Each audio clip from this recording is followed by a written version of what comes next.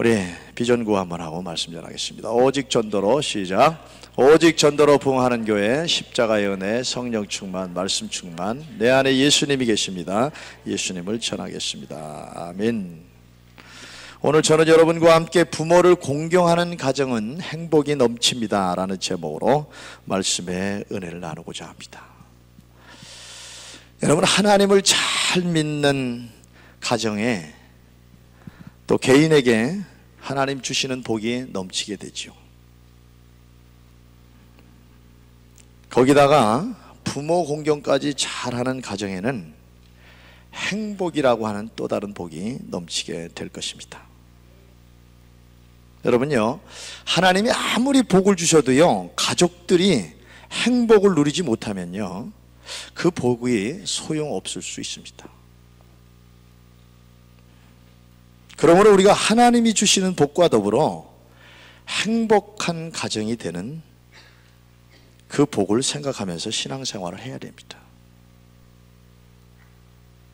뭐 이런 거죠. 물질의 복을 받는다고 해서 그 가정이 정말 행복해질 수 있을까? 그건 별개라는 겁니다. 자녀가 출세 성공하면 그 복을 받으면 가정이 행복해질 수 있을까? 그건 별개라는 거예요. 결코 그렇지 않습니다. 모든 사람들이 행복을 원하는데 그렇지만 자신들이 원하는 행복을 쉽게 누리고 있지는 못합니다. 행복의 길을 알지 못하기 때문에 그렇죠. 아니면 알고 있으면서도 그 길을 걷지 않기 때문에 그렇습니다. 행복의 비결이 어디에 있을까요? 얼마 전에 갤럽에서 조사한 결과를 보면 가정이 얼마나 소중한지 새롭게 느끼게 됩니다. 이런 질문이에요. 당신은 언제 어디에서 행복을 얻습니까? 12%는요 돈을 벌었을 때 행복하다고 답했습니다. 또 10%는요 승진할 때, 했을 때 행복하다고 합니다. 그런데요, 놀라지 마세요.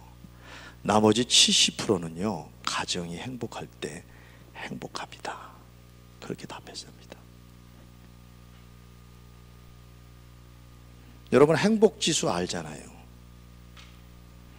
우리나라 행복지수가 상당히 아래에 있다는 거잖아요. 이렇게 풍요로운 삶을 살아가고 있는데도 행복지수는 거의 바닥이에요. 오히려 필리핀 같은 나라보다, 인도 같은 나라보다 행복지수가 한참 떨어져요. 무엇이 행복의 기준인지를 충분히 생각해 볼 만한 조사입니다.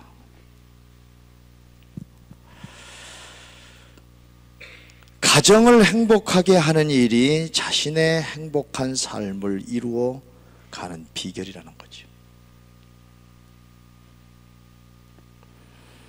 그렇다면 어떻게 우리의 가정을 행복하게 만들 수 있을까? 여러 가지 방안이 있겠지만은 그 중에 오늘 한 가지 얘기하는 것은 뭡니까? 어버이를 섬기고 사랑하며 순종하는 삶을 이루어갈 때 가정의 행복이 깃든다는 겁니다.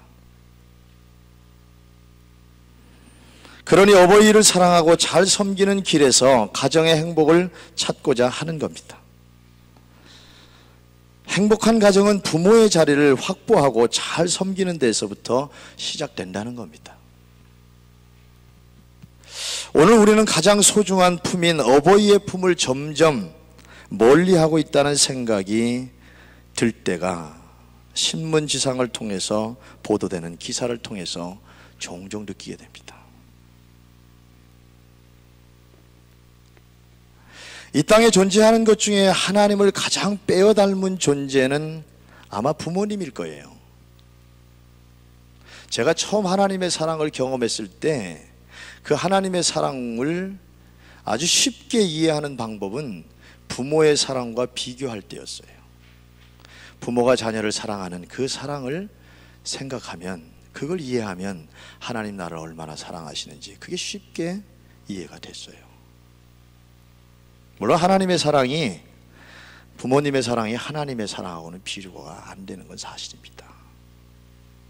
그런데도 분명히요, 부모님의 사랑은 하나님의 사랑을 닮았어요.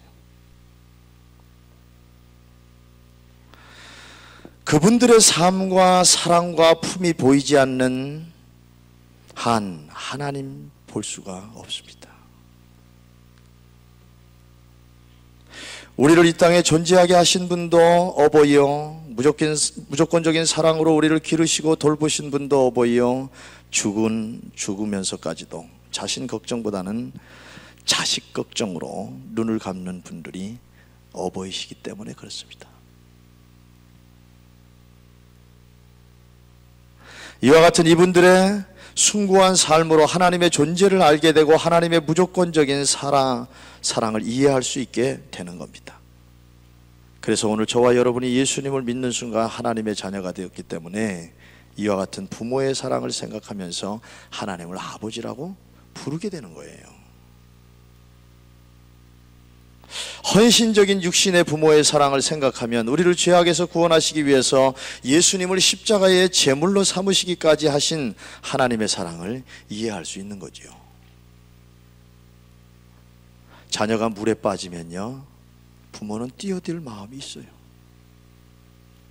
자녀가 불 속에 있으면요, 뛰어들 마음이 부모에게 있어요. 하나님이 우리를 향해서 보여주신 사랑, 그 십자가의 사랑이 그런 사랑하고 일맥상통하는 겁니다. 그래서 우리가 그 하나님의 사랑, 십자가를 통해서 그 하나님의 사랑을 발견하고 느끼고 경험하는 순간 하나님을 뭐예요? 사랑의 차원에서 아버지라고 그렇게 부르게 되는 겁니다. 자연스럽게 그렇게 부르게 되는 거예요. 로마서 8장 15절에 너희는 다시 무서워하는 종의 영을 받지 아니하였고 양자의 영을 받았으므로 아버지라 부르짖느니라고 기록하고 있는 겁니다. 참고적으로 여기서 아바라고 하는 말은요, 아버지의 줄임말은 아니고 아람어로 아바입니다. 아버지란 뜻이에요. 우상에 숭배하듯이 조상을 섬기는 제사를 거부하는 모습을 보면서 기독교를 조상도 모르는 배은망덕한 종교라고 욕을 하는 사람들이 가끔 있어요. 그건 기독교의 겉만 보고 그렇게 생각하는 경우입니다.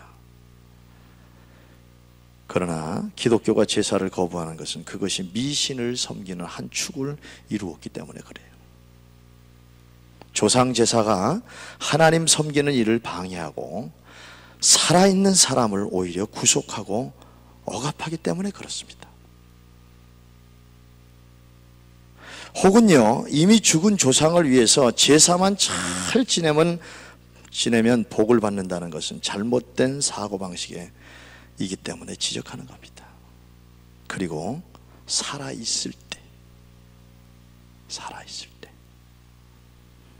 지극히 상식적인 말, 살아있을 때 부모 공경을 잘 해야 된다는 것을 강조하고 있기 때문에 제사를 반대하는 겁니다.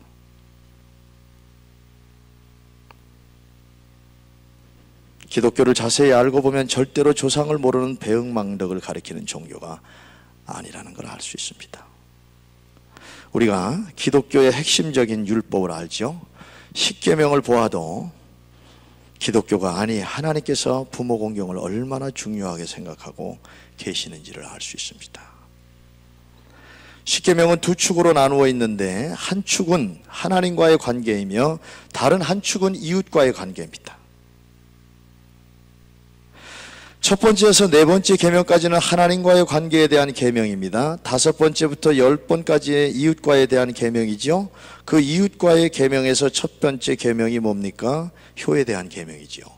내 부모 공경하라. 그래야면 너의 하나님 나 여호와가 내가 준 땅에서 내 생명이 길리라. 인간을 향한 계명, 그 첫 번째가 부모를 잘 섬기는 효에 대한 계명임을 인식한다고 하면 기독교를 조상도 모르고 부모도 모르는 배은망덕한 종교라는 오해는 자연스럽게 풀리게 될 것입니다. 저는요, 그 청년 때 성경을 보기 시작했을 때 이 십계명을 보면서 한 가지 의문이 생겼어요. 그게 뭐냐면요, 사람과 사람 사이에 지켜야 될 계명이, 첫 번째 계명이 왜 내 부모를 공경하라고 하는 이 계명이었을까? 그 다음 계명이 더 중요하지 않아요? 그 다음 계명이 뭔가요? 부모를 공경하라 다음에 계명이 뭐예요? 뭐죠? 네, 살인하지 말라. 그게 첫 번째 계명이 돼야 될 것 같은데 그렇잖아요? 살인하지 말라라고 하는 계명보다 더 중요한 게 뭐예요? 내 부모를 공경하라는 겁니다. 이제 그렇게 중요한 거라 이렇게 생각하면 되겠죠? 살인하지 말라라고 하는 게 더 중요해요.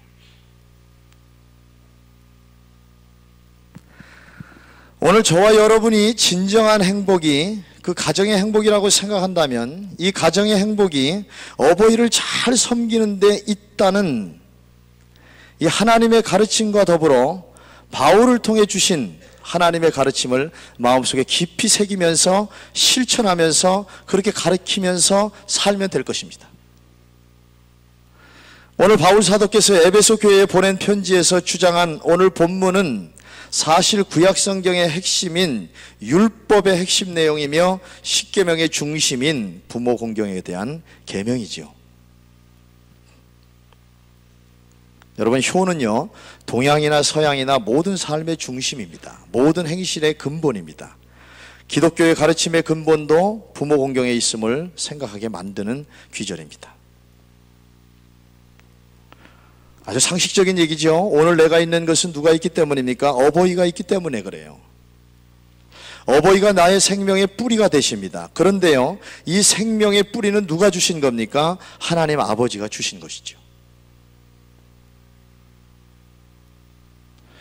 하나님 아버지께서 오늘 저와 여러분에게, 아니 모든 인류에게 생명을 주실 때 어버이를 통해서 주셨다는 겁니다. 하나님과 어버이의 학작품이 뭐예요? 오늘 저와 여러분을 비롯한 모든 인간의 생명 탄생입니다. 표현이 그런데요, 하나님도 어버이가, 부부가 생명 낳기를 거부하면 꼼짝 못하는 거예요. 그렇죠?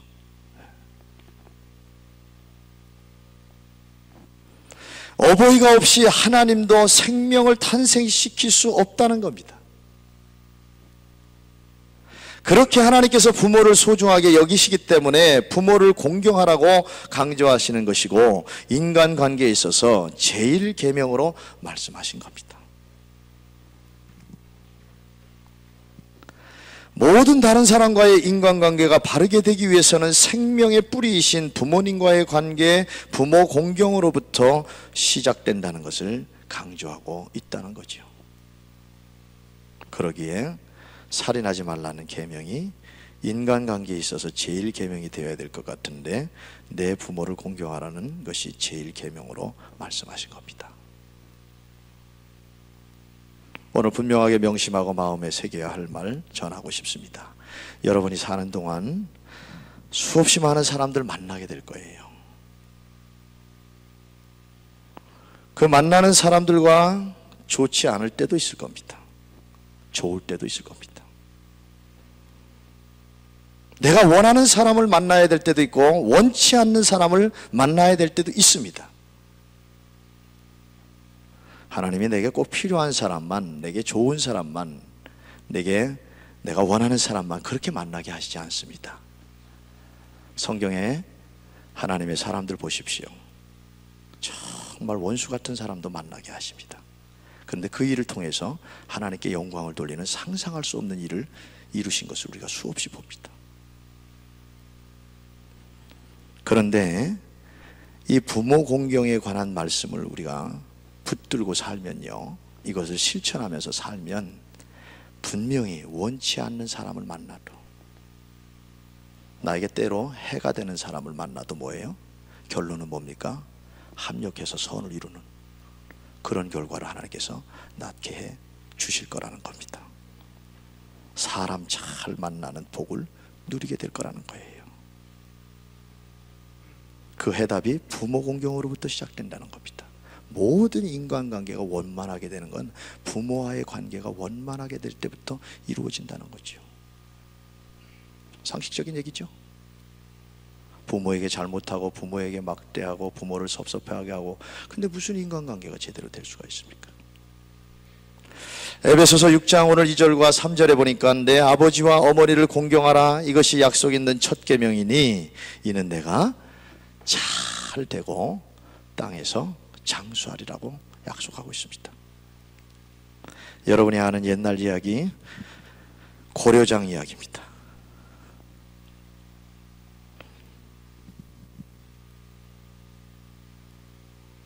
70이 넘어 거동을 할 수 없는 부모를 산채로 땅에 묻는 일입니다.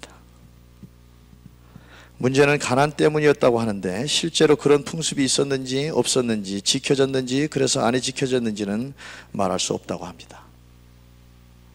그러나 민간에 전해 내려오는 설화가 있습니다.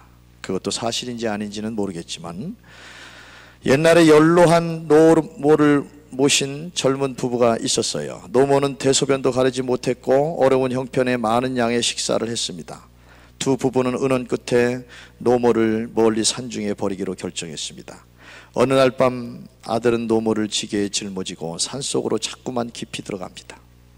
아들은 자신의 발자국 소리만 무섭게 들릴 뿐이었습니다. 그때에 아들은 자신의 발자국 소리 외에 다른 소리가 들리는 것을 깨달았습니다.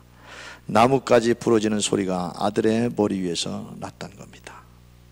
아들이 물었습니다. 이게 무슨 소리요? 나무 꺾는 소리지. 누가 나무를 꺾어요?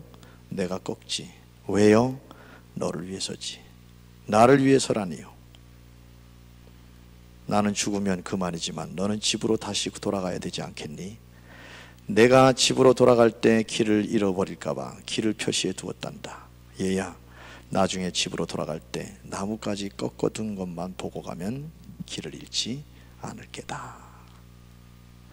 아들은 지게를 세우고 어머니를 붙들고 엉엉 울었다고 그럽니다. 어머니, 이놈을 용서해 주세요. 괜찮다. 빨리 올라가자. 아닙니다. 집으로 돌아갑시다. 아들은 도로 지게를 지고 집으로 돌아와 아내에게 이야기하자 아내도 감격하여 눈물을 흘렸고 그 이후로 돌아가실 때까지 잘 모셨다는 얘기입니다. 이런 설화가 있어요. 이건 더 충격적인데, 70이 된 노인을 아들이 풍속대로 지게에 지고 산중에 버리고 돌아오려고 할 때 함께 동행했던 이 노인의 손자가 그 지게를 다시 가져가려고 하자 아버지가 의아스러워 까닭을 물었답니다.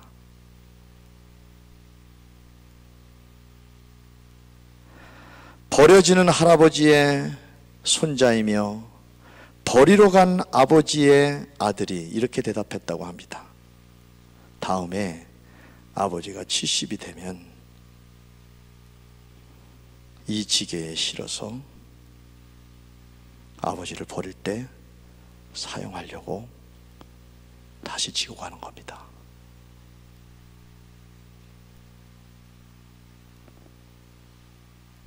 아비는 깊이 깨달은 바 있어 다시 늙은 아버지를 지고 집으로 돌아와 3대가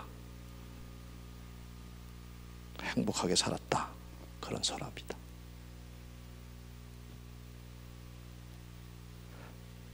여러분, 성경 말씀 모든 게 적용되는 것이고 모든 인간에게 적용되는 거지요. 심은 대로 거두는 겁니다.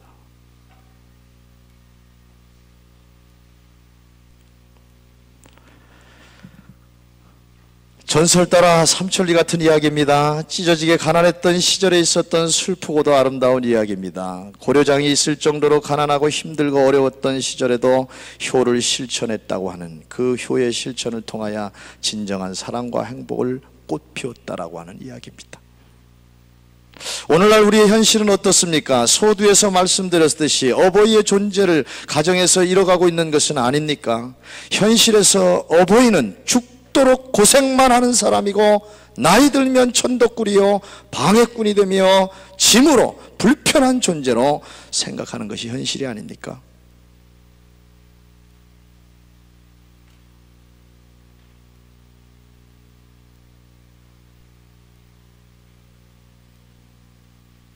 어떤 자녀도 어머니 모시는 것을 즐거워하지 않습니다. 부모님 모시는 것을 즐거워하지 않습니다.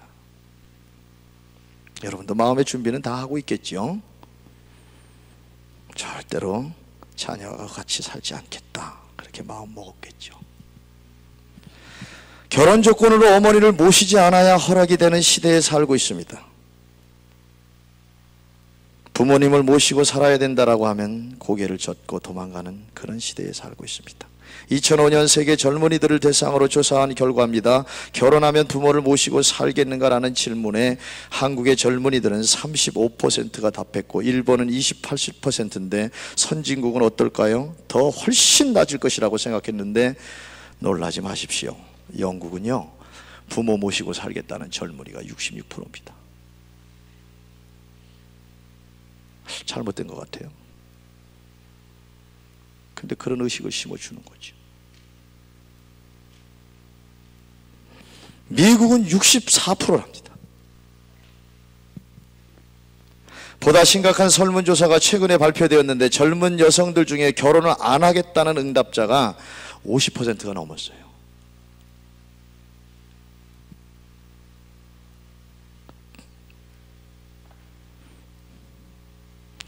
결혼하고 나면 아이들 낳지 않겠다고 응답한 여성이 처음으로 50%가 넘었는데 54% 가까이 됩니다. 제가 이 통계를 생각하면서 이런 생각을 했어요. 10명 중에 5명 정도는 결혼을 안 한다고 그러고, 결혼할 거라고 하는 5명 중에 50%는 또 절반은 뭐예요? 아이 안 낳겠다고 그러고. 그럼 10명의 여성 중에 결혼해서 아이 낳겠다는 건 2.5명이에요.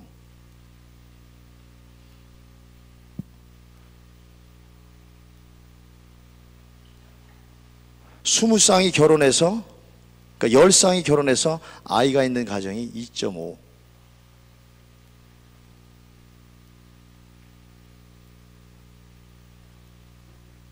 우리 여동생이 분당에 사는데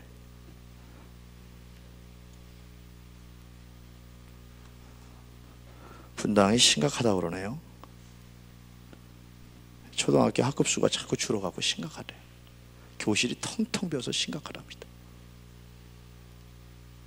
1학년이 3반이래요, 3반. 그 중에 한 학급이 30명도 안 되는 데도 있대요.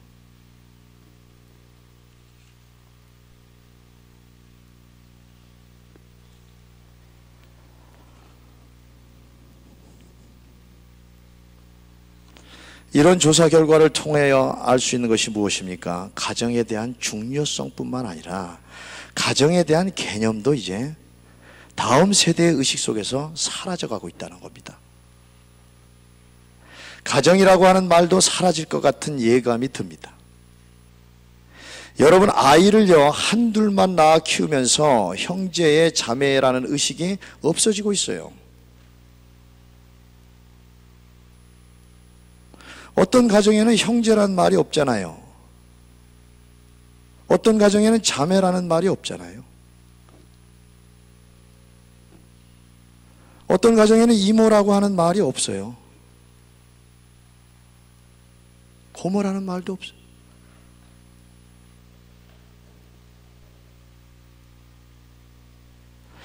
결혼을 하지 않겠다, 결혼을 해도 아이를 낳지 않겠다면 부모라는 의식도 개념도 점점 사라지게 되는 겁니다. 대가족이라는 말이 사라지고 핵가족이라는 단어가 생겨진 것처럼 이런 추세로 나아가면 머지않아서 부부라는 단어는 존재해도 가정이라는 단어조차 사라질 겁니다. 근데 요즘 유태인에 관한 책을 읽는데 유태인들은 보통 대여섯 명을 낳는다고 그래요. 하나님이 주신 선물 중에 가장 귀한 선물이 자녀라고 생각하기 때문에 그렇답니다.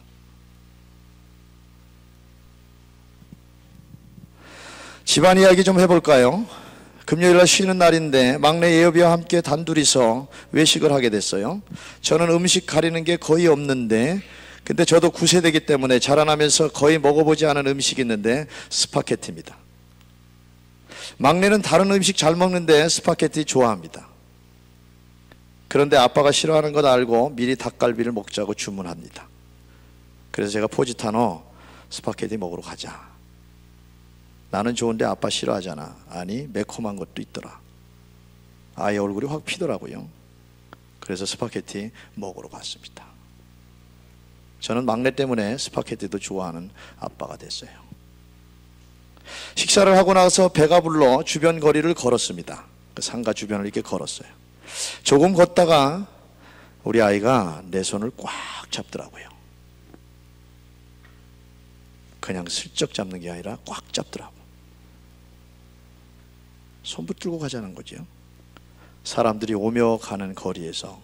그래서 제가 뭐라고 물었는지 아십니까? 아빠가 그렇게 좋아? 응, 좋아. 정말? 응, 정말.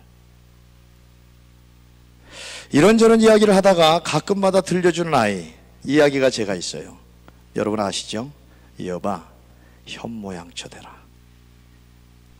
초등학교 때부터 한 얘기예요. 그러면서 그랬어요. 사람들이 모두가 한 방향으로 흘러가고 있을 때 그 반대 방향을 생각하면 거기에 정답이 있을 수 있단다. 아이가 금방 알아들었죠. 성경을 갖다 대더라고요. 하나님께서는 남자는 열심히 땀 흘리며 일하라고 하셨고 여자에게는 해산하는 고통 주셨다고. 그 말씀이 맞다고 그러더라고요. 친구들 중에 결혼해서 애도 낳지 않고 돈만 벌고 혹은 남편은 뭐예요? 전업주부로 만들겠다고 하는 그런 친구들도 있대요.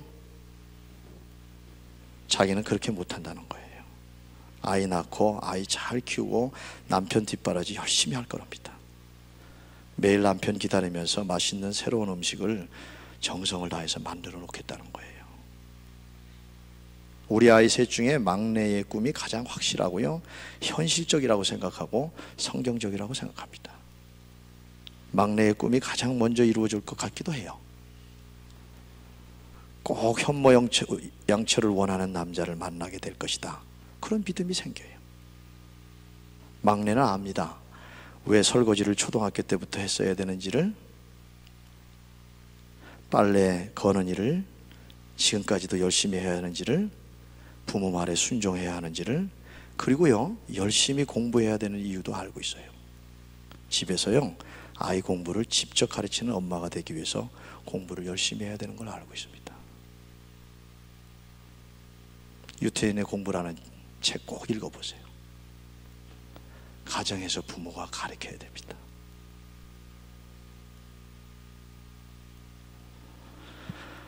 무슨 이야기를 하는 거지요? 우리 막내 아이가 현모양처가 되겠다는 이야기요? 아니에요. 가정의 소중함, 가족원들의 소중함을 심어줘야 한다는 이야기를 하고 있는 겁니다. 부모의 소중함, 부부의 소중함, 부모 자녀의 소중함, 형제 자매의 소중함을 키워주어야 한다는 겁니다. 건강한 가정관을 심어줘야 된다는 겁니다. 그 소중함이 똑같이 소중하지만 특별히 부모의 소중함을 알아야 된다는 거예요. 부모를 공경하는 마음은 좋은 부모가 되어야겠다는 생각을 어렸을 때부터 가져야 가능하다라고 하는 것을 얘기하고 있는 겁니다.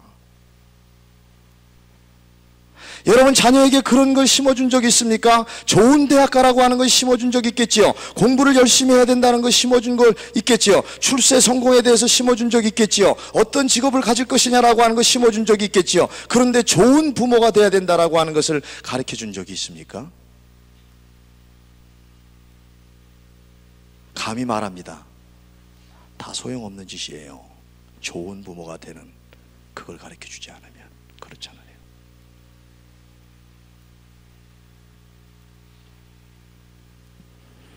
좋은 부모가 되겠다는 생각을 하면서 사는 아이들이 어찌 부모 공경하지 않을 수가 있겠습니까?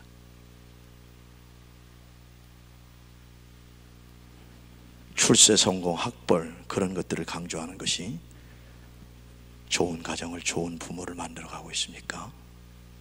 더 힘들어지잖아요.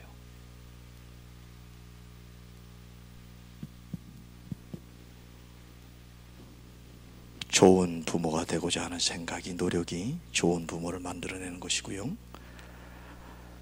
좋은 부모가 되고자 하는 그런 기도 제목이, 그런 생각 속에서 부모를 공경하는 마음이 자연스럽게 생겨지겠지요. 어머니라고 하는 책을 쓴 막심 고리끼라는 유명한 작가는 이렇게 어머니를 예찬했습니다. 삼가 어머니 앞에 머리를 숙여라. 어머니는 모세를 낳았고 예수를 낳았다. 지칠 줄 모르고 우리들을 위해 연이어 위대한 인물을 이 세상에 낳아주신 어머니에게 머리를 숙여라. 위대한 인물은 모두 어머니의 자식이며 그 어머니의 젖을 먹고 자라났다.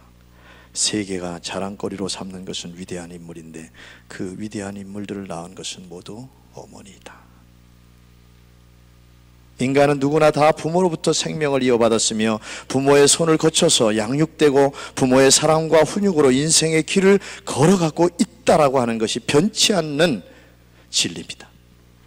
그러므로 부모를 공경하는 것이 마땅한데도 불구하고 오늘 하나님께서는요, 부모 공경에 인간이 얻을 수 있는 최고의 복을 약속하신 겁니다. 하는 일마다 잘 되게 하시고 건강하게 오래 살 수 있도록 이 계명을 지키면 이와 같은 일이 이루어질 것이라고 하는 약속을 해주셨다는 거예요. 참 어이가 없어요. 우리가 이 세상에서 얻을 수 있는 최고의 복은 하는 일마다 잘 되는 형통의 복이며 장수의 복이 아닙니까? 내 아버지와 어머니를 공경하라, 이것이 약속에 있는 첫 계명이니 이는 내가 잘 되고 땅에서 장수하리라고 그랬어요. 부모 공경에는 약속이 있다는 겁니다. 내가 잘 되고 땅에서 장수하리라고 하는 약속이 있다는 거예요. 왜 이런 복까지 약속하셨을까요? 이해가 되지 않아요. 부모 공경은 당연한 것 아닙니까? 부모 공경은 당연한 것이라고 하는 마음만 가지면 그 이상 우리가 무엇을 바라야 됩니까? 바랄 것이 없는 거 아니에요? 그런데 뭡니까? 부모 공경이 안 될 때 생각하라는 거예요. 부모 공경하면 하나님이 약속하신 것을 생각하라는 겁니다. 내가 잘 되고 땅에서 장수하리라고 하는 이 말씀을 생각하라는 거예요. 하나님의 말씀이 엎여 있는 말씀인 것 같지만 그렇지 않아요. 스스로 자발적으로 부모 공경이 되지 않을 때 이 약속의 말씀을 붙들고라도 복을 받아 누리기 위해서라도 효를 행하라는 것이 주님의 뜻입니다.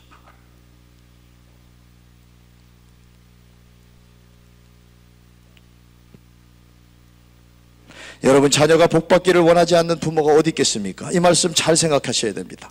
자녀가 복을 받아야 부모가 노후에 행복해질 수가 있는 겁니다. 그래서 하나님은 자녀가 부모를 잘 공경할 수 있는 방법,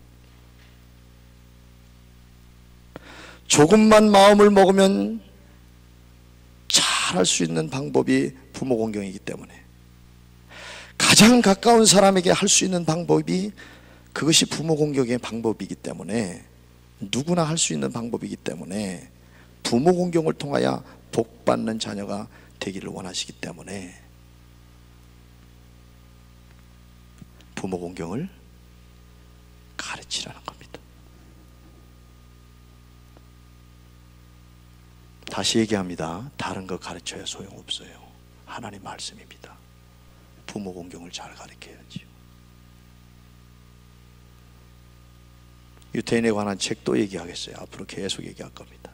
제가 책 읽고요, 이렇게 울고 먹은 게 없어요. 한 장 한 구절이 다 머릿속에 기억나니까요.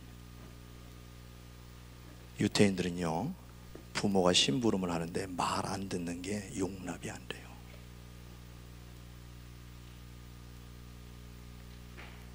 유태인들은요, 매를 들지만 매보다 손을 든다고 그래요. 얼굴은 때리지 않지만. 왜 그런 줄 알아요? 매는요, 강도를 모르잖아요. 근데 부모가 직접 손으로 때리는 건 뭐예요? 강도를 안답니다. 그리고 부모도 아프다는 거예요.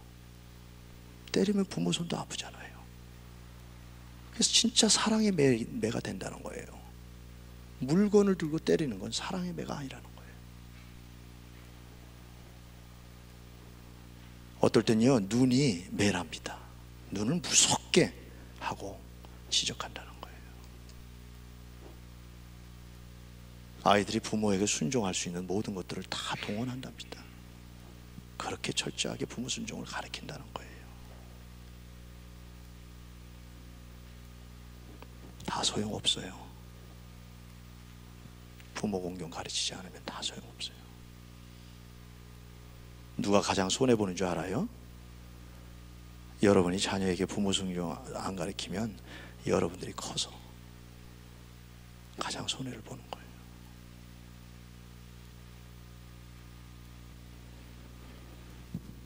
어렸을 때 말이죠, 먹을 것이 있을 때 부모부터 가르쳐줘야지 커서 그렇게 하는 거예요.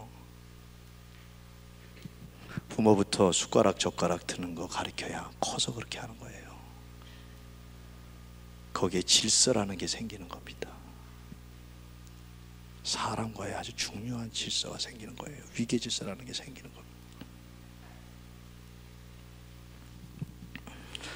사랑하는 성도 여러분, 하나님 마음을 아셔야 됩니다. 부모 공경을 통하여 자녀가 복을 받으면 부모가 평안히 남은 여생을 보낼 수 있기 때문에 부모 공경을 하라고 말씀하시는 것입니다. 그러므로 한마디 더 하면 부모 공경, 어렸을 때부터 가르치는 것이 자녀를 복받는 인생 되게 만드는 가장 간단한 방법입니다. 하나님이 주시는 복 중에 가장 큰 복이라고 말할 수 있는 복, 행복이 아닐까요? 행복한 가정은 하나님을 경외하는 마음으로 부모를 공경할 때부터 이루어져 나가는 겁니다. 부모 공경 실천하고 가르치는 가운데 하나님께서 정말 함께 하시는 그 행복을 누리는 가정 되시기를, 사모하시기를 주의 이름으로 축원합니다. 이 시간 기도하겠습니다.